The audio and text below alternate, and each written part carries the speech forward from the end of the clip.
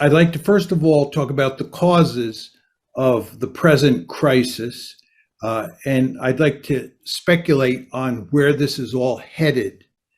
Now, with regard to the causes, it's very important to understand that who caused this situation is of tremendous importance because it involves assigning blame.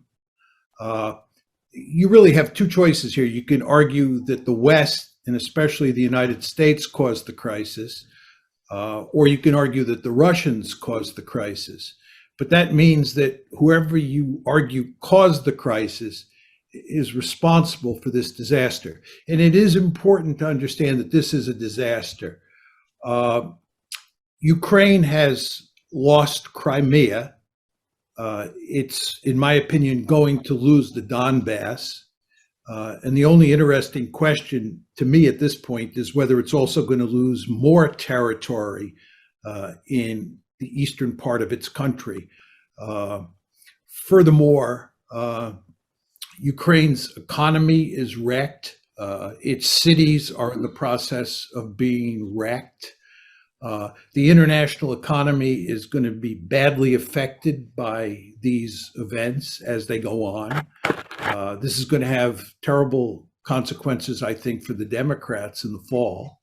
Furthermore, it makes it difficult for the United States to pivot out of Europe and pivot to China, where there is a potential threat, which is China. Furthermore, we're driving the Russians into the arms of the Chinese, which makes no sense at all. And all at the same time, we're making Eastern Europe a very unstable region, and therefore forcing us to, if anything, up the ante there. So this is a disastrous situation. So the question of who caused it and who bears the blame really matters. Now, the conventional wisdom in the United States and in the West more generally is that the Russians are responsible for this. And in particular, Vladimir Putin is responsible. As I'm sure almost all of you know, I don't buy this argument at all, and I haven't bought it for a long time. In my opinion, the West bears primary responsibility for what is happening today. And it was largely a result of a decision in April 2006 to make Ukraine and to make Georgia a part of NATO. We were going to integrate Ukraine into NATO come hell or high water. Now, the Russians said at the time that this is categorically unacceptable. The Russians made it clear that they had swallowed the first two tranches of NATO expansion, the 99 expansion and the 2004 expansion, but Georgia and Ukraine were not going to become part of NATO. They were drawing a line in the sand. They said this is an existential threat to us. And indeed, in August of that year, of course, August 2008, you had a war involving the Russians and the Georgians over the whole issue of whether or not Georgia would become part of NATO. Now, it's important to understand that when we talk about Western policy and we focus on NATO and expansion of NATO into Ukraine, that actually Western policy had three prongs to it. The core prong was definitely integrating Ukraine into NATO, but the other two prongs were integrating Ukraine into the European Union and turning Ukraine into a pro-Western liberal democracy, in effect, putting in place the Orange Revolution. And these three prongs of the strategy were all designed to make Ukraine a pro-Western country, a country in the West's orbit sitting on Russia's border. And again, the Russians made it unequivocally clear at the time that this was not going to happen. Now, the first crisis broke out in February 2014. The way I like to think about this is that you had a major crisis in February 2014, broke out that date. Then you had a major crisis breaking out in December of last year, that's December 2021, and on February 24th of this year, the war started. Now, what about this crisis in February of 2014, February 22nd to be exact? It was precipitated in large part by a coup that was supported by the United States that took place in Ukraine and resulted in a pro-Russian leader, President Yanukovych, being overthrown and being replaced by a pro-American prime minister. The Russians found this intolerable. At the same time, they were debating with the West and with the Ukrainians over EU expansion. And always in the background at that point in time was NATO expansion. This blew up, and it had two consequences. One is that the Russians, in effect, took Crimea away from Ukraine for themselves. They had no intention of ever letting Sevastopol become a NATO. And the second thing that happened is that the Russians helped foster a civil war in eastern Ukraine. And of course, that civil war festered well after 2014. But the crisis really blew up in 2014. Then, starting about mid-year, and really heating up at the end of last year, I would say in December 2021, was a second major crisis. And the question is, what caused this crisis? And in my opinion, it was caused largely by the fact that Ukraine was becoming a de facto member of NATO.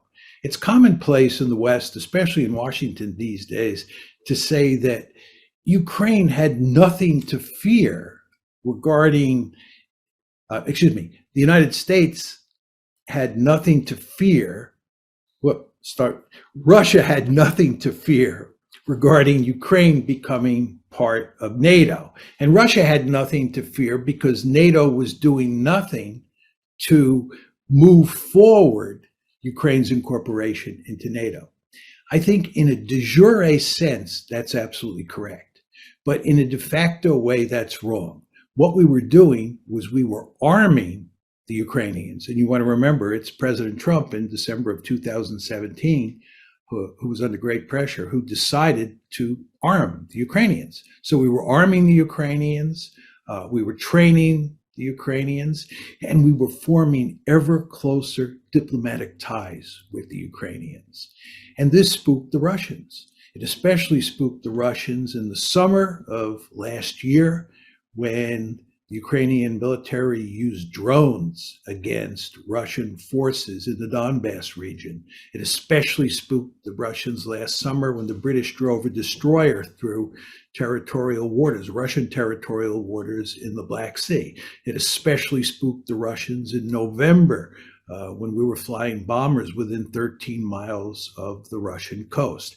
So all these events, coupled with this de facto bringing of Ukraine into NATO, pushed the Russians to what Sergei Lavrov said was the boiling point. You know, Lavrov was asked in January why the Russians had reached this point and why we were in the midst of a crisis. And he said, Lavrov said in January, we had reached our boiling point. First expansion of NATO, second expansion of NATO, and then all of these events associated with Ukraine. The Russians had had it. So you had a crisis of massive proportions, which of course resulted on February 24th in the Russians invading Ukraine. And we are now in the midst of a real war. This is not just a civil war in eastern Ukraine, which is what we had before February 24th. We now have a real war. So this brings us to the question of what is the conventional wisdom on this subject, and how do I think about the opposing argument?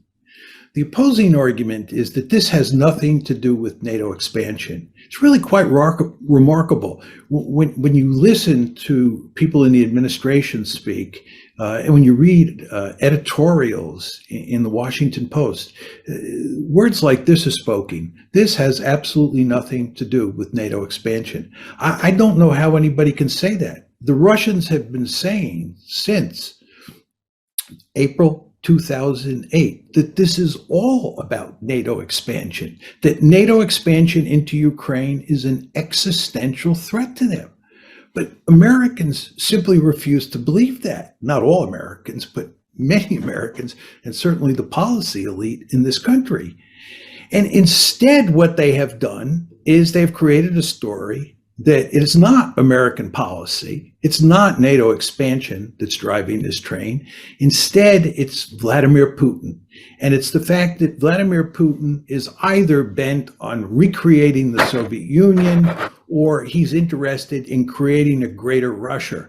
But whichever one of those two outcomes you take, he is ultimately an expansionist. He's on the march. And thank God we expanded NATO, because if we hadn't expanded NATO, he'd probably be in Berlin by now, if not Paris. This is the basic argument. He is an aggressor. There are a number of problems with that argument. First of all, before February 22nd, 2014, nobody was arguing that he was aggressor. Nobody was arguing that NATO expansion was required for the purposes of containing Russia before February 22nd, 2014.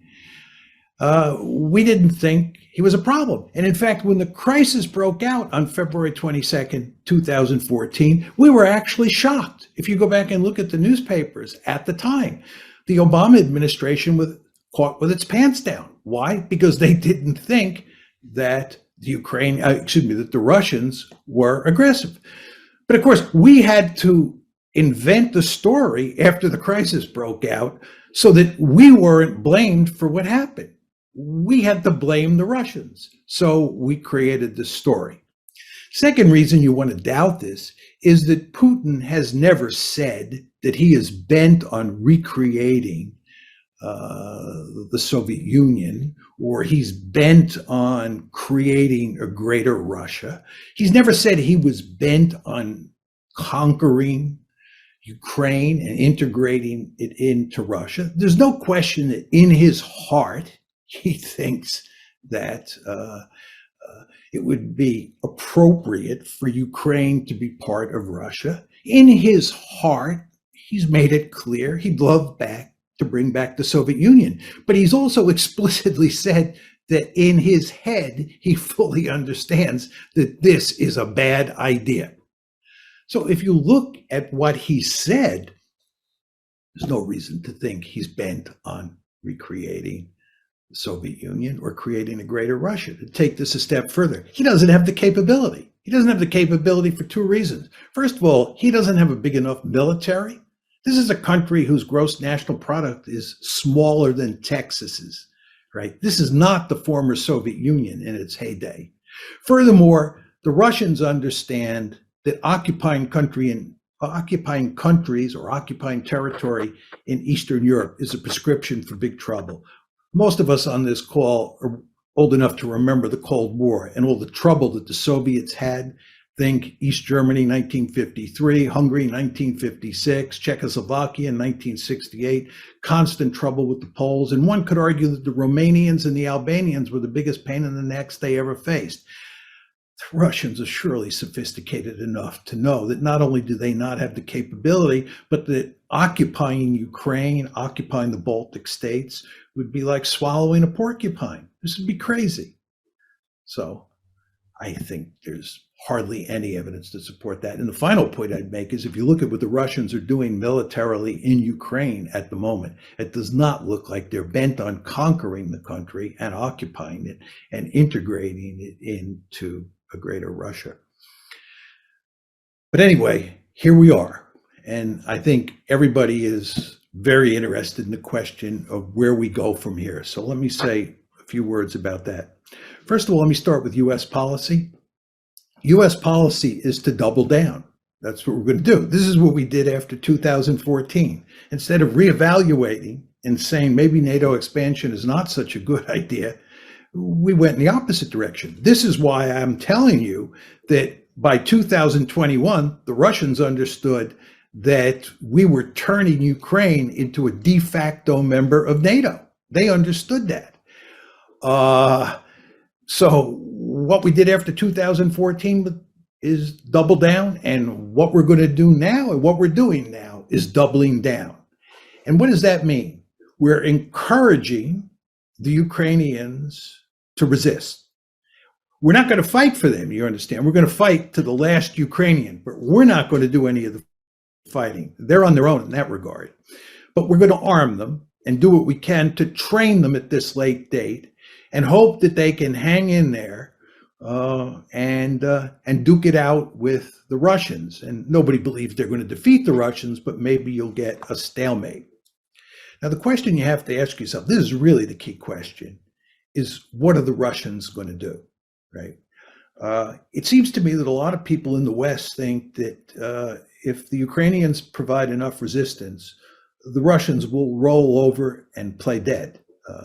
Or maybe Vladimir Putin will throw his hands up, he'll surrender, he'll say, this was all a bad idea, I regret doing it.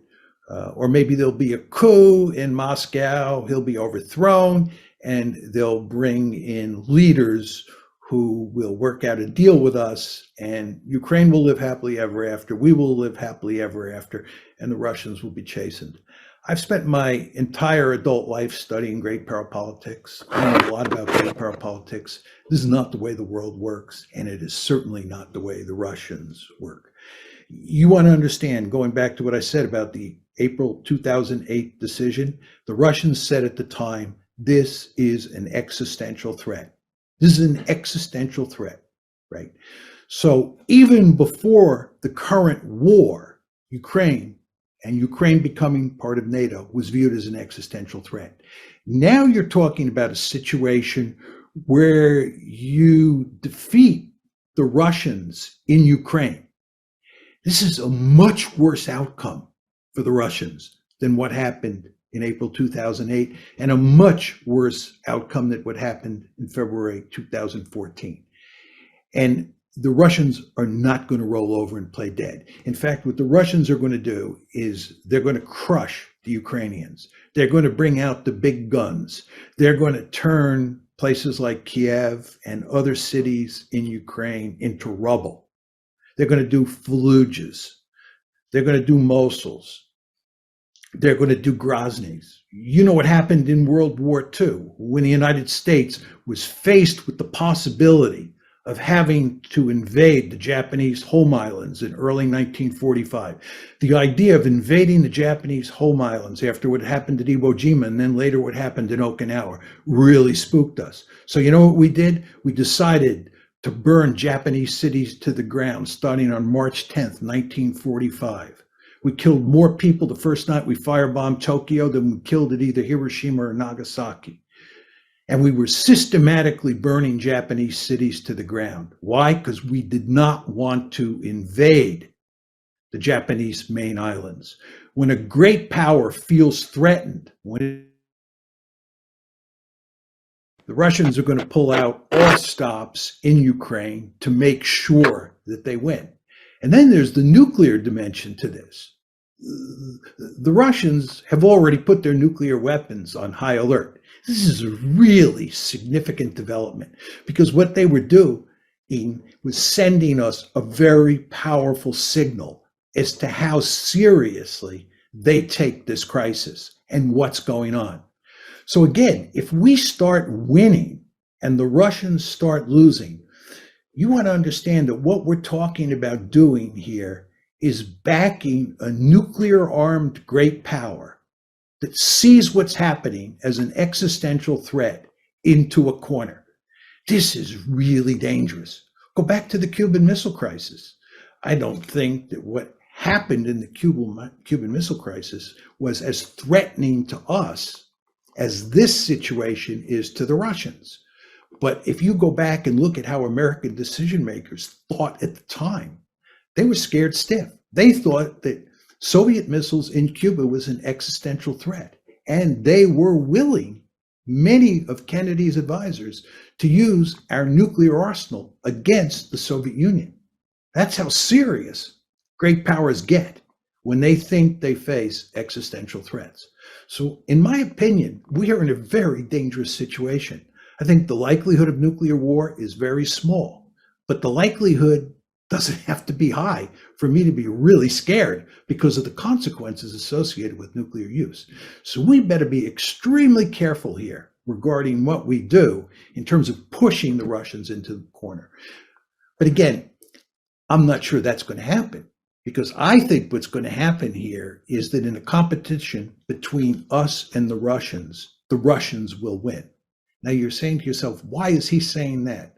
I think that if you think about this, you want to think about who has the greater resolve, right? Who really cares more about this situation, the Russians or the Americans? The Americans do not care that much about Ukraine.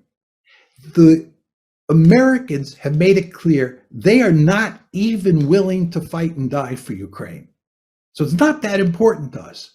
For the Russians, they have made it clear it's an existential threat. So the balance of resolve, I believe, favors them.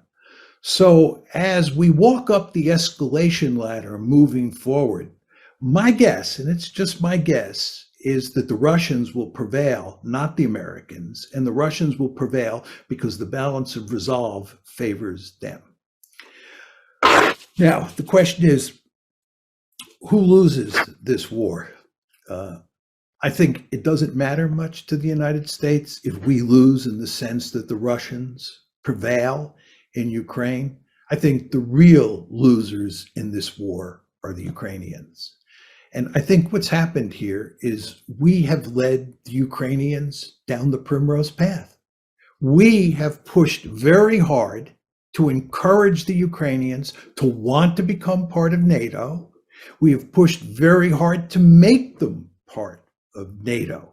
We have pushed very hard to make them a Western bulwark on Russia's borders, despite the fact the Russians made it clear that this was unacceptable to them. We, in effect, and here I'm talking about the West, we took a stick and we poked the bear in the eye. And as you all know, if you take a stick and you poke a bear in the eye, that bear is probably not going to smile and laugh at what you're doing. That bear is probably going to fight back. And that's exactly what's happening here. And that bear is going to tear apart Ukraine. That bear is in the process of tearing apart Ukraine. And again, we go back to where we started. Who bears responsibility for this? Do the Russians bear responsibility for this? I don't think so. There's no question the Russians are doing the dirty work. I don't want to make light of that fact. But the question is, what caused the Russians to do this? And in my opinion, the answer is very simple: the United States of America. Thank you.